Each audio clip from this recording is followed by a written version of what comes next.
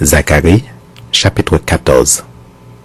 Voici le jour de l'Éternel arrive, et tes dépouilles seront partagées au milieu de toi. Je rassemblerai toutes les nations pour qu'elles attaquent Jérusalem. La ville sera prise, les maisons seront pillées et les femmes violées. La moitié de la ville ira en captivité, mais le reste du peuple ne sera pas exterminé de la ville. L'Éternel paraîtra et il combattra ces nations, comme il combat au jour de la bataille. Ses pieds se poseront en ce jour sur la montagne des Oliviers qui est vis-à-vis de Jérusalem du côté de l'Orient.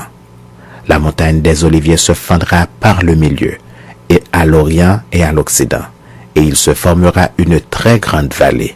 Une moitié de la montagne reculera vers le septentrion et une moitié vers le midi. Vous fuirez alors dans la vallée de mes montagnes, car la vallée des montagnes s'étendra jusqu'à Hadzel. Vous fuirez comme vous avez fui devant le tremblement de terre au temps d'Osias, roi de Juda, et l'Éternel mon Dieu viendra et tous ses saints avec lui. En ce jour-là, il n'y aura point de lumière, il y aura du froid et de la glace. Ce sera un jour unique, connu de l'Éternel, et qui ne sera ni jour ni nuit, mais vers le soir, la lumière paraîtra. En ce jour-là, des eaux vives sortiront de Jérusalem et couleront moitié vers la mer orientale, moitié vers la mer occidentale. Il en sera ainsi été et hiver. L'Éternel sera roi de toute la terre. En ce jour-là, l'Éternel sera le seul Éternel et son nom sera le seul nom. Tout le pays deviendra comme la plaine, de Géba à Rimon, au midi de Jérusalem. Et Jérusalem sera élevé et restera à sa place, depuis la porte de Benjamin jusqu'au lieu de la première porte, jusqu'à la porte des angles, et depuis la tour de Hananéel jusqu'au pressoir du roi.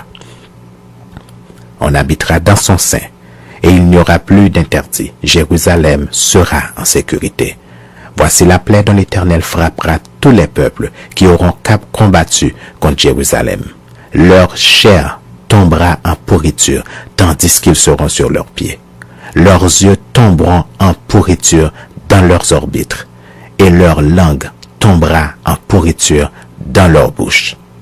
En ce jour-là, l'Éternel produira un grand trouble parmi eux. L'un saisira la main de l'autre, et ils lèveront la main les uns sur les autres.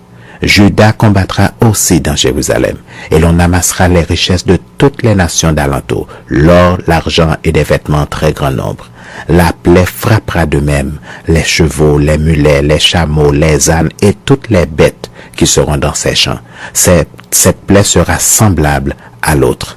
Tous ceux qui resteront de toutes les nations venues contre Jérusalem monteront chaque année pour se prosterner devant le roi, l'Éternel des armées, et pour célébrer la fête des tabernacles. S'il y a des familles de la terre qui ne montent pas à Jérusalem pour se prosterner devant le roi, l'Éternel des armées, la pluie ne tombera pas sur elle. Si la famille d'Égypte ne monte pas, et si elle ne vient pas, la pluie ne tombera pas sur elle. Elle sera frappée de la plaie dont l'Éternel frappera les nations qui ne monteront pas pour célébrer la fête des tabernacles. Ce sera le châtiment de l'Égypte, le châtiment de toutes les nations qui ne monteront pas pour célébrer la fête des tabernacles.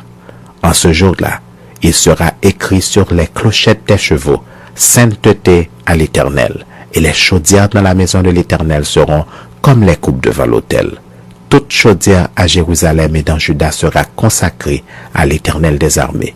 Tous ceux qui offriront des sacrifices viendront et s'en serviront pour cuire les viandes. Et il n'y aura plus de marchands dans la maison de l'Éternel des armées en ce jour-là.